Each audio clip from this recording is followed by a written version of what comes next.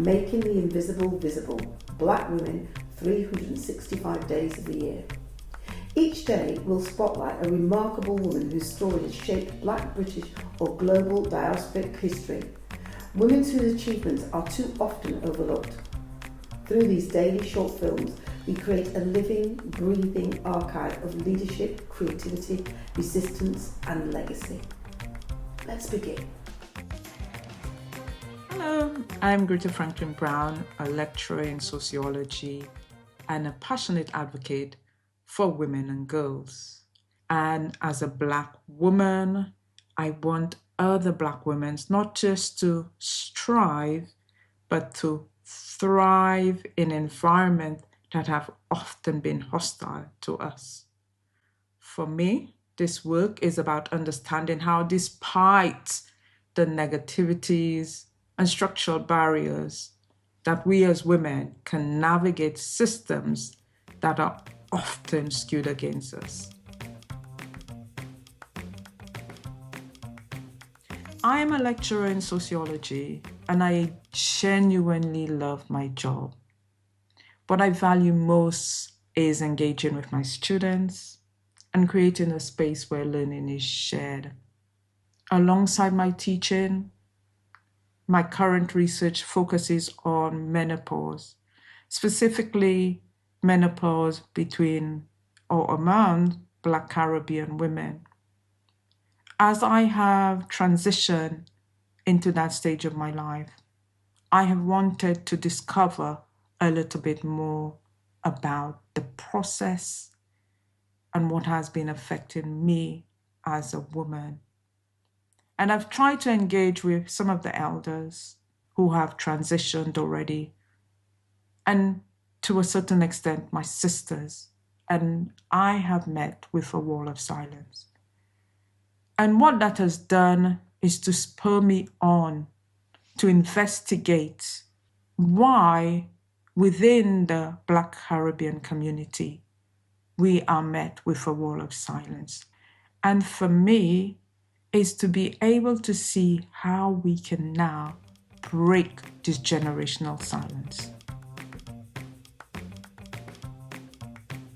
So one of the most formative experiences for me was working many years ago with a women's organization across the whole of the Southeast, supporting women and women in, for want of a better word, marginalized areas.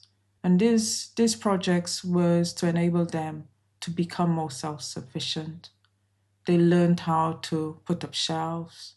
They learned how to rewire houses. And I was fascinated by the work these women did. There I was teaching, or not teaching, but managing those projects. And I didn't have those skills myself. And so for me, it was an inspiration to see these women achieve something that most of them had thought they weren't able to do. One thing I really wish people would understand or recognize about me is just how deeply passionate I am about things I take on. When I commit to a project, I don't just do it halfway. I give it 100%, even 110%. I am all in. I throw myself into it completely from inception through to the end. For me, the end results matters because it represents success.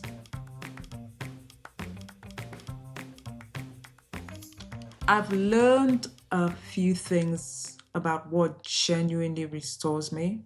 My real passion is to be able to sit quietly in a room and reflect.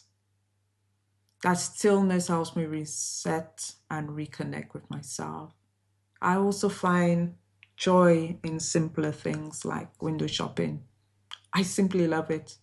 Walking into stores and seeing beautiful clothing, creative designs, a new fashion, honestly feels like being like a child in a sweet shop. In the past, I was much better at celebrating myself. I treat myself to a monthly facial or full body massage. And those moments were powerful acts of self-care. I'm not so good at that now, but it's something I want to reintroduce into my life.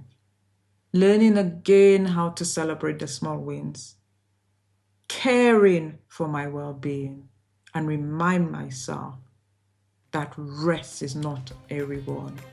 It's simply a necessity. Thank you for joining us for today's story. Making the Invisible Visible is our commitment to ensuring that Black women's histories and contributions are recognised, valued and kept in daily circulation. Across 2026, we will continue to share these powerful narratives, 365 days of impact, brilliance and inspiration. Stay connected, join the conversation and help us champion the women whose journeys continue to shape our world. I'm Paulette Brooks and I'm looking forward to seeing you tomorrow for the next story.